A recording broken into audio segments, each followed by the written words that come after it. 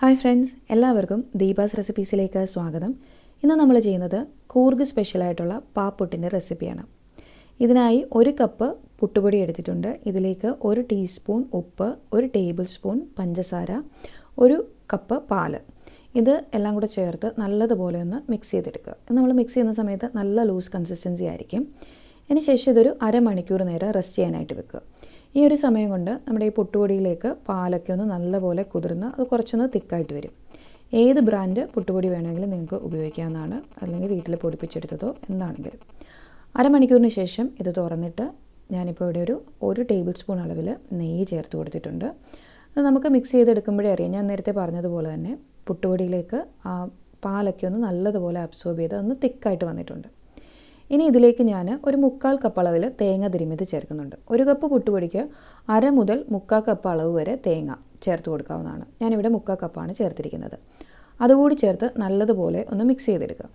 അതിനുശേഷം ഇതൊന്ന് ലൂസാക്കാൻ വേണ്ടിയിട്ട് നമുക്ക് 1/4 കപ്പ് മുതൽ 1/2 കപ്പ് വരെ ആവശ്യത്തിനനുസരിച്ച് പാല് ചേർത്ത് കൊടുക്കാം.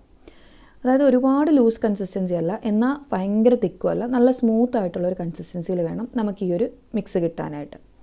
അപ്പോൾ അതെല്ലാം നല്ലതുപോലെ ഒന്ന് മിക്സ് ചെയ്തെടുത്തതിന് ശേഷം ഒരു പാത്രം നന്നായിട്ട് എണ്ണയോ അല്ലെങ്കിൽ നെയ്യോ ഒക്കെ ഒന്ന് തടവിയതിന് ശേഷം നമുക്കെടുക്കാം. നിങ്ങൾക്ക് സ്റ്റീൽ പ്ലേറ്റോ അല്ലെങ്കിൽ ബേക്കിംഗ് ടിന്നോ എന്ത് വേണമെങ്കിലും എടുക്കാം.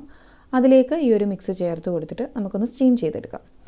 ഇഡ്ഡലിയൊക്കെ സ്റ്റീം ചെയ്യുന്നത് പോലെ ആവിയിൽ വെച്ച് ഒരു 15 മിനിറ്റ് അല്ലെങ്കിൽ 10 മിനിറ്റ് അല്ലെങ്കിൽ 15 മിനിറ്റ് അത്രയുമാണ് നമുക്കിതിലേക്ക് വേണ്ടുന്നത്. പാത്രത്തിലേക്ക് ഇട്ടെടുത്തതിന് ശേഷം ഇതൊന്ന് നല്ലതുപോലെ മുകളിൽ ലെവലപ്പ് ചെയ്ത് കൊടുക്കാം. ടേസ്റ്റ് കൂടാനായിട്ട് മുകളിൽ ഒരൽപ്പം തേങ്ങ തിരുമ്മിയത് കൂടി ചേർത്ത് കൊടുക്കുകയാണെങ്കിൽ നല്ലതാണ്. ഓപ്ഷനിലാണ്, വേണമെങ്കിൽ ചെയ്താൽ മതി, പക്ഷേ അതുകൂടി ചേർത്ത് കൊടുക്കുകയാണെങ്കിൽ നല്ലതാണ്.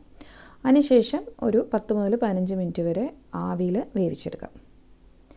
ഞാനിപ്പോൾ ഒരു സോസ് പാനിലേക്കാണ് വെച്ച് കൊടുത്തിരിക്കുന്നത്. അത് അടച്ച് വെച്ച് ആവിയിൽ വേവിച്ച് നമുക്ക് പാപ്പുട്ട് റെഡിയാക്കി എടുക്കാം. അപ്പോൾ ഇതാ ആവിയൊക്കെ കയറി ഈ സാധനം ഇവിടെ റെഡിയായി വന്നിട്ടുണ്ട്.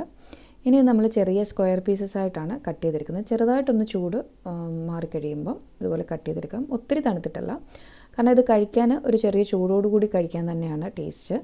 ഒത്തിരി തണുത്ത് പോകുന്നതിനെക്കാട്ടിലും ചെറിയ ചൂടോടുകൂടി കഴിക്കുമ്പോഴാണ് ഒരു ടേസ്റ്റ്. നമ്മൾ പുട്ടൊക്കെ കഴിക്കുമ്പം ചൂടോട് കഴിക്കുന്നതിനും തണുത്ത പുട്ട് കഴിക്കുന്നതിനും ഒരു ടേസ്റ്റ് വ്യത്യാസമല്ലേ, അതേപോലെ തന്നെ ഇതും ചെറിയ ചൂടോടുകൂടി കഴിക്കാം.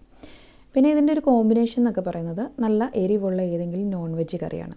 അപ്പോൾ അത് തേങ്ങാപ്പാലോ തേങ്ങയൊക്കെ ചേർത്ത കറിയാണെങ്കിൽ കുറച്ചുകൂടി നല്ലത്. അല്ലെങ്കിൽ ഏതെങ്കിലും രീതിയിലുള്ള ചിക്കനോ ബീഫോ മട്ടനോ ഏതെങ്കിലും നോൺ വെജ് കറിയാണ് ഇതിൻ്റെ കൂടെ നല്ലൊരു കോമ്പിനേഷനിൽ പോകുന്നത്. സിമ്പിളായിട്ട് തയ്യാറാക്കിയെടുക്കാൻ പറ്റുന്ന സാധനമാണ്, പക്ഷേ നല്ല ടേസ്റ്റാണ്. നമ്മളിത് കാണുമ്പോൾ ഇങ്ങനെ വിചാരിക്കുമെങ്കിലും കഴിക്കാൻ നല്ല ടേസ്റ്റാണ്. നിങ്ങൾ ഒരിക്കലെങ്കിലും ഇതൊന്ന് ട്രൈ ചെയ്ത് നോക്കുക. വീഡിയോ ഇഷ്ടപ്പെട്ടിട്ടുണ്ടെങ്കിൽ ലൈക്ക് ചെയ്യാനും ഷെയർ ചെയ്യാനും മറക്കാതെ ഇരിക്കുക. അതോടൊപ്പം തന്നെ റെസിപ്പി ട്രൈ ചെയ്ത് നോക്കിയിട്ട് നിങ്ങളുടെ അഭിപ്രായം പറയുക. ചാനൽ സബ്സ്ക്രൈബ് ചെയ്യാൻ മറക്കാതെ ഇരിക്കുക. താങ്ക്